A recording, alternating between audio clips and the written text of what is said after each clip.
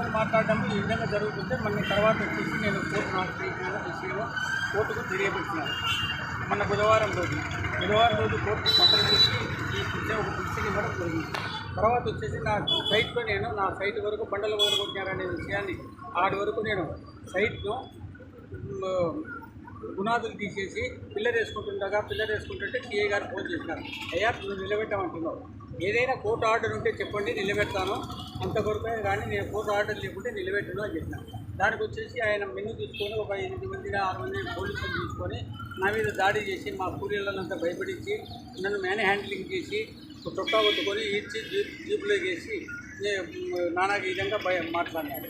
అవమానపరిచి ఈ విధంగా చేసినాడు. ఈయన చేయడము చాలా దారుణమైన విషయము. ఈ సిఐ గారికి ఈ మనోహర్ రెడ్డి తర్వాత వచ్చేసి వాళ్ళ ఇద్దరికి బంధుత్వాలు ఉన్నాయి. ఈ బంధుత్వాలు అంటే విషయము చాలా వరకు తెలుసు. అందుకోసమే వాళ్ళకు ఆయన స్థాయి దాటి ఆయన విధి నిర్వహణను కూడా మర్చిపోయి వాళ్ళకు సపోర్ట్ చేయడానికి సిద్ధంగా ఉండి ఈ విధంగా వ్యవహరించినాడు. ఈయన పక్కా వైసీపీ వాళ్ళిద్దరు. నేను టీడీపీ జనసేన తరఫున నేనున్నాను, కూటమి తరఫున. వాళ్ళకి ఈ విధంగా తెలిసి ఈరోజు సిఐ గారు నన్ను మ్యాన్ హ్యాండ్లింగ్ చేసి అవమానపరచడం జరిగింది.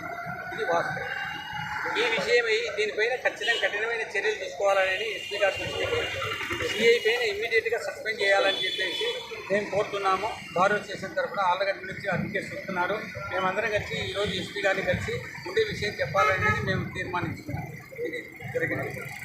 రేపు ఖచ్చితంగా భారీగా దీన్ని ఇది చేసి మూమెంట్ తీసుకొని రావాలని జిల్లా వ్యాప్తంగా చేయాలనేటువంటి నిర్ణయంతో మేము అనుకుంటున్నాము. ఇప్పుడు ఎస్పీ గారిని కలిసి ముందు విషయం చెప్పి ఆయన ఏ విధంగా చెప్తారో దాని బట్టి ఫాలో కావాలని సిద్ధంగా ఉంది.